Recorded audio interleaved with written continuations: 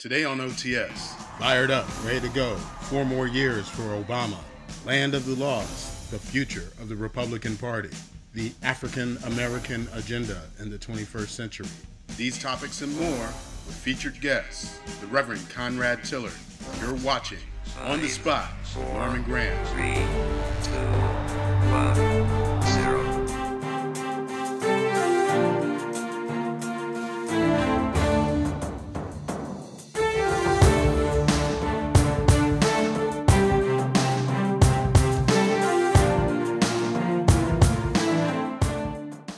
Welcome to On the Spot. It's been a long time. I got my crew here with me. In the center, Reverend Conrad Tillard.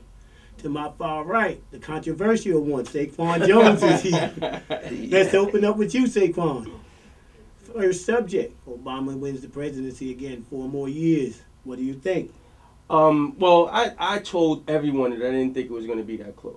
I really felt that it was going to be a landslide, which it literally turned out to be. I believe it was a landslide. Right.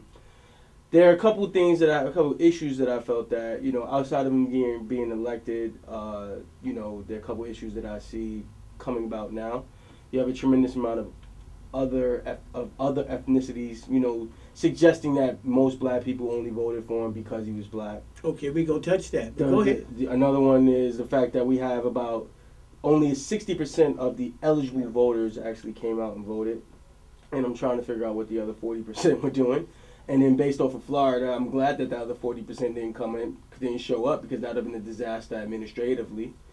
And the fact that all these Republicans in 2008 were getting on Obama about him just being a community organizer and having no responsibility, and Obama's ground game, which killed him, and that's what I felt were the things that I took back. I mean, well, I think first of all, it is a momentous election, and his margin of victory was far more than anyone anticipated. Directly before the election, a lot of people were saying he was going to lose the popular vote and win the Electoral College, but he obviously took both, and won all the swing states. In fact, the only states that he did not win, Indiana and North Carolina, which are really red states. Yes. I mean, they went for him in 2008, but in reality, the fact that they went back red is not unusual at all. But I think the most important thing about this election is that the coalition that he put together, blacks, young people, women, Latinos, labor, and let me finish my point. Let me finish my point. See, the reason why that coalition is so important is that basically it said that the people who have run this country since its inception, property-moneyed white men, spent billions of dollars and threw everything at the kitchen sink against the president, and they still could not prevail against him. So what it says to me is a new America, because when the white male establishment, and particularly, as you said, the angry white male establishment, tried everything in the world and still could not break up the coalition of women, Latinos, young people, labor, and President Obama was reelected. That's a truly remarkable outcome. Let me get mine in here. I have to say, I was really nervous that they was going to steal a vote. And that's because you're the angry black man. No, I'm not angry, but I had to realize you have Reverend Tillard just discussed. No. You have to realize that they tried it for 8 years. They did it. They did it under Bush on both times, and they would try and voter suppression and everything else. And to a degree, that's what they were doing. When you were voter suppression, it's stealing that vote. Because when you kept them numbers down and you created all the obstacles, Florida, it took them days to count. Why did it take them days? As Obama said, they still counting, but you know what? We got to change this.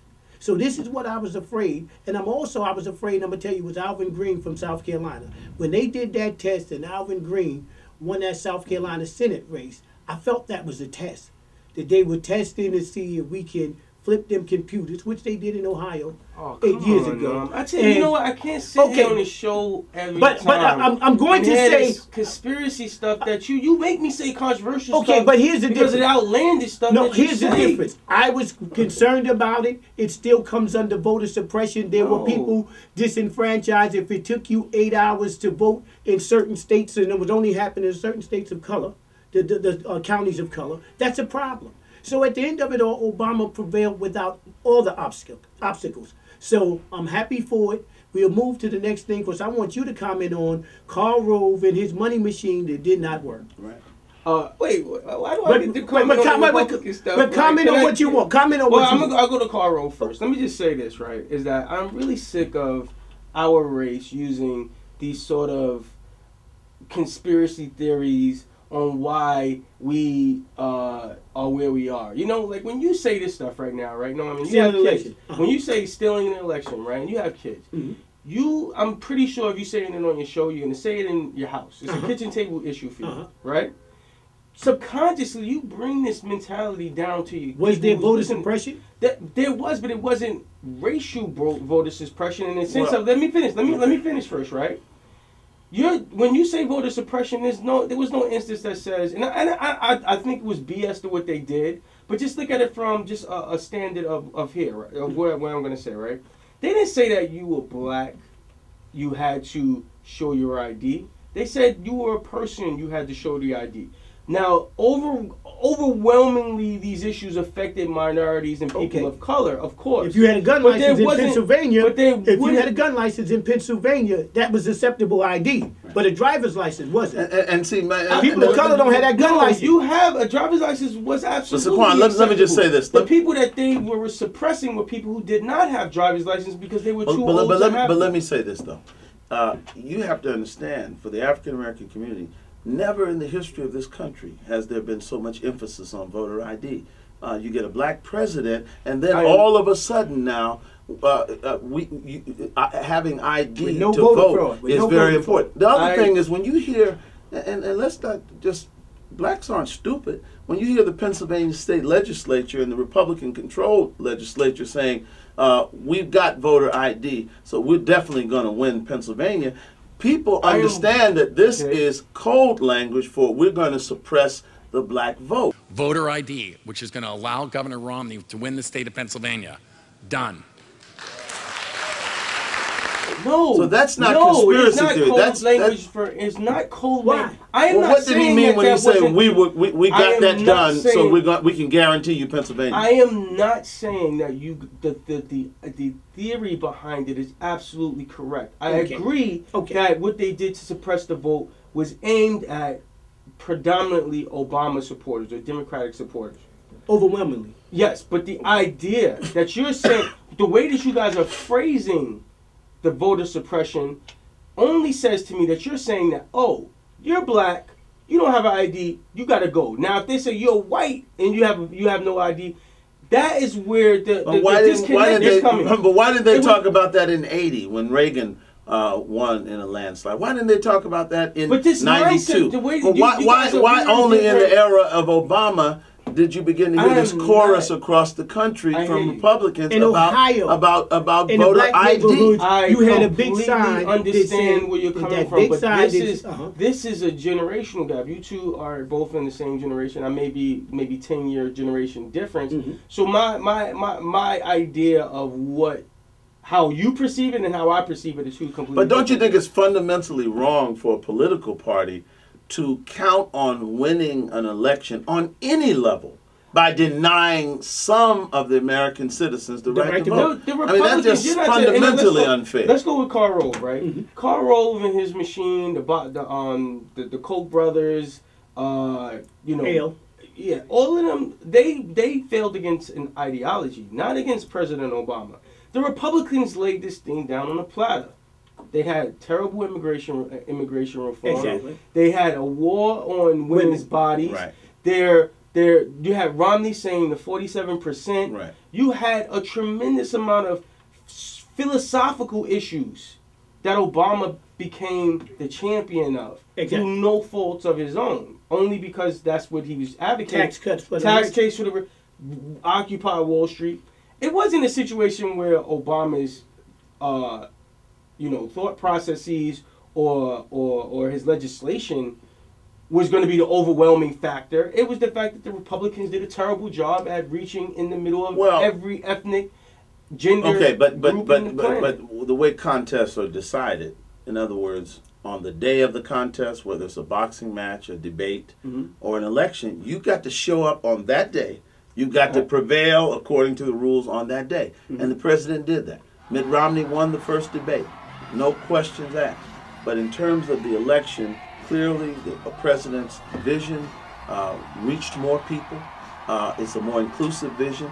And in many ways, it represents the future of this country. So it wasn't simply that the Republicans ran a bad campaign. No, they ran a terrible campaign. Well, they did do that, yes. but the Republican brand is, number one, damaged. It's out of touch with where America is right now. And the lack of inclusiveness of the party and just the general inability to connect with where the country's going is why they lost. What do you say to the That's fact why that, they what do lost. you say to the fact that the polling numbers in some places, Rasmussen of course, but the polling numbers were so wrong? Well, I think that, first of all, there were a lot of people that wanted the president to lose. A lot of money. When I say a lot of people, there were like 40 people, billionaires, who wanted him to lose. And you're falling for it. Well, right? no. But what I'm saying is, But right. Can I answer the question? Right. Obviously, what about the polling numbers? The majority of Americans wanted the president to win because that's why he won. But the polling numbers, I suspect that even the mainstream media, because it's bigger news to have a new president than it is to have a reelected president. So I begin to think that the mainstream media also expected, thought, and even were intrigued by the idea of Romney defeating Obama for all of that represented. The Republicans thought that the media was in the tank for Obama. But what I am saying is clearly a lot of polls were wrong. A lot of polls got it wrong, and many even commentators that said he was going to lose and confidently said he was going to lose proved to be wrong. That's not right, Rev. But first, let me get it, because I hate when I come on the show and you and Norm try to paint me into some sort of Republican. I am a Democrat. you have to keep saying I am that. happy. No, I'm a Democrat, but there's not a situation where I'm not gonna, call a color a color. You know what I mean? Okay. Or I'm going to call it like it is. No doubt. We all do. I'm ecstatic that the president has won. I donated to his campaign, volunteered. I've done all those things. But we're looking at it from just a political analyst standpoint. We as journalists have to report it, as it is. When you say the polls are absolutely correct. They had Obama between 50 and 51% at its highest point, which was what the split of the popular vote was. I mean, his electoral college vote was different, right, but the polls were the same. The polls said 51-49 Obama. I think two polls said. Most of the polls had the president no higher than 51%, and Romney no lower than 47%. Within a margin difference of 3%. We're going to come back after. Repeat this. We're going to come back after this brief message from the sponsors. Let's pay the bills. We'll be back. Thank you.